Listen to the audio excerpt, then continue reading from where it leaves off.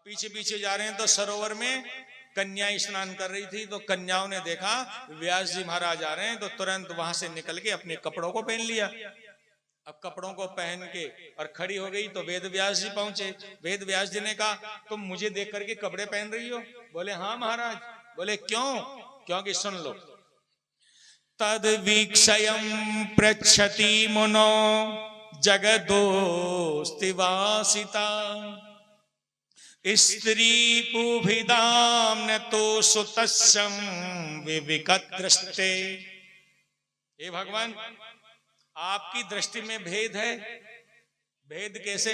क्योंकि आप जानते हो कि स्त्री में तो क्या गुण है और पुरुष में क्या गुण है।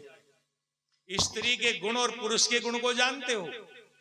क्यों जानते हो? क्योंकि आपने गृहस्थ जीवन का भोग भोगा है, इसलिए आप स्त्री का गुण और पुरुष का गुण जानते हो। आपकी नजर में भेद है, इसलिए हमने आपको देखकर हमारे कपड़ों को पहना है। लेकिन आपका जो पुत्र है ना, इस पुत्र की नजर में भेद नहीं है, क्योंकि ये ब्रह्म ज्ञानी है। ये तो पैदा होते ही आ गया। अब इसको क्या पता स्त्री में क्या गुण है और पुरुष के अंदर क्या गुण है? इसको गुणों का पता नहीं है, इसलिए हमको इसकी शर्म नहीं आई। और आपकी शर्म इसलिए आई, हमने इसलिए आपको देख करके हमारे तन को ढक लिया। तो वेद व्यास जी को जवाब नहीं लगा और वहां से चल दिए। और बेटे से कह रहे बेटा रुको, पुत्रीति तन्मयतया तरिवो विनेदु।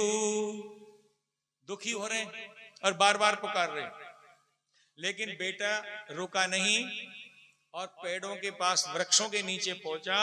वहां छाया रूपी सुख ने व्यास जी से कहा पिताजी आप मेरे पीछे क्यों आ रहे हो? तुम्हारा और मेरा कोई संबंध नहीं है, कोई संबंध नहीं। ना तुम मेरे पिता हो और न मैं तुम्हारा कोई पुत्र हूं। हमारा तुम्हारा कोई संबंध नहीं है। आप मेरे पीछे क्यों पड़ रहे हो? आप जिस व्याकुलता से आप मेरे पीछे पड़ रहे हो ना, आप उस व्याकुलता से ईश्वर का भजन करो, जो तुम्हारी सदगति हो जाएगी। व्यास जी से जवाब नहीं लगा, तो व्यास जी वापस ही अपने आश्रम में लौट गए और श्री सुखदेव जी महाराज वन प्रस्थान कर गए और पर्वतों में जाकर के और वहां समाधि में लिप्त हो गए, ध्यान मग्न हो गए। ये ध्यान अवस्था है, जल समाधि। बहुत से लेते हैं ना, बहुत से संत जल में समाधि ले लेते हैं, बहुत वन में जाकर के समाधिस्थ हो जाते हैं।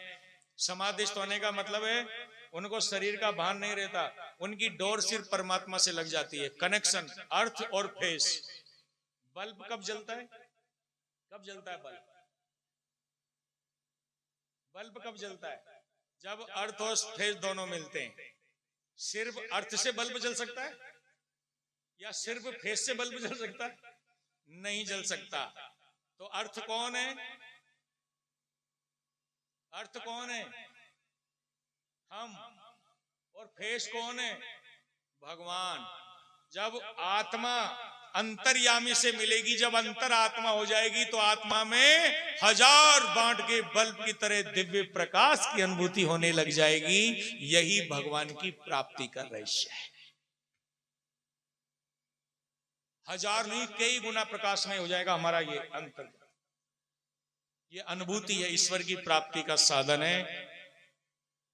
लेकिन मेरे एक बात समझ में नहीं आ रही। आपने बोला कि सुखदेव जी ने राजा परीक्षित को कथा सुनाई, वो एक मिनट कहीं रुकते नहीं थे, तो 7 दिन बैठ के कथा कैसे सुन सकता है? जो आदमी 1 मिनट नहीं बैठ सकता, गोदोहन। गोदोहन का मतलब समझ रहे हैं?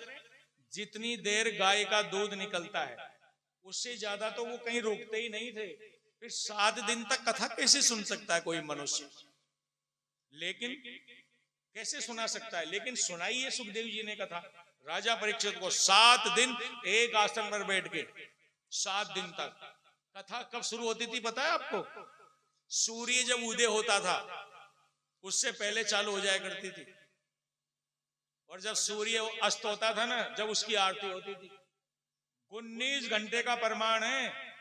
कितने घंटे का? 19 घंटे तक रोजाना कथा सुनता था राजा परीक्षित, एक आसन पर बैठ करके। और सुखदेव जी एक आसन पर 19 घंटा बैठते थे कथा सुनाने के लिए। बताइए।